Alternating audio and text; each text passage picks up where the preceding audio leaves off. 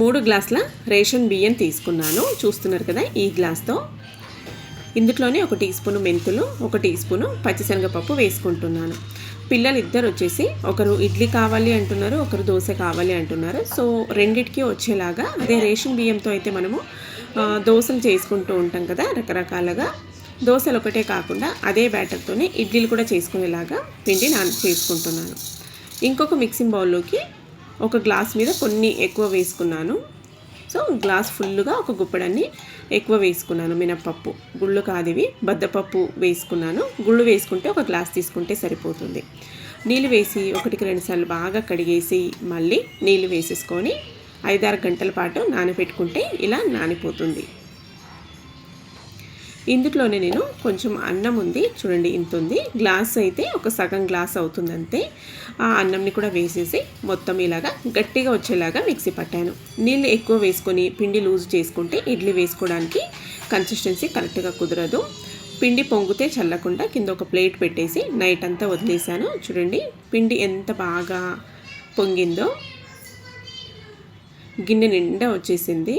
దీన్ని ఇప్పుడు బాగా మిక్స్ చేసి నేను కావలసినంత పిండిని మిగిలి పెట్టేసుకొని మిగతా పిండి ఒక డబ్బాలో వేసి ఫ్రిడ్జ్లో పెట్టేశాను. ఇప్పుడు దోశలు వేసుకుందాము. రుచికి సరిపడా ఉప్పు వేసి బాగా మిక్స్ చేసేస్తున్నాను. కన్సిస్టెన్సీకి సరిపడా నీళ్లు కూడా వేసాను. దోశ బ్యాటర్ కన్సిస్టెన్సీ తెలుసు కదా, ఇలాగా నీళ్ళు వేసేసుకొని మిక్స్ చేశాను. బాబు అయితే బన్ దోశ కావాలి అన్నాడు, అందుకే చిన్న చిన్నగా సెట్ దోశలాగా వేస్తూ ఉన్న వాడి కోసం ఇలా ఒక గరిటె నిండా పిండి పెనం మీద వేసేసి పెనం అనేది నార్మల్ హీట్గా పెట్టేసుకున్నాను. నూనె లేదంటే నచ్చితే నెయ్యి వేసేసుకొని బాగా ఇలా కాల్చేసుకోవాలి. మూత క్లోజ్ చేసుకున్నామంటే పైన అనేది చక్కగా స్టీమ్ అవుతుంది.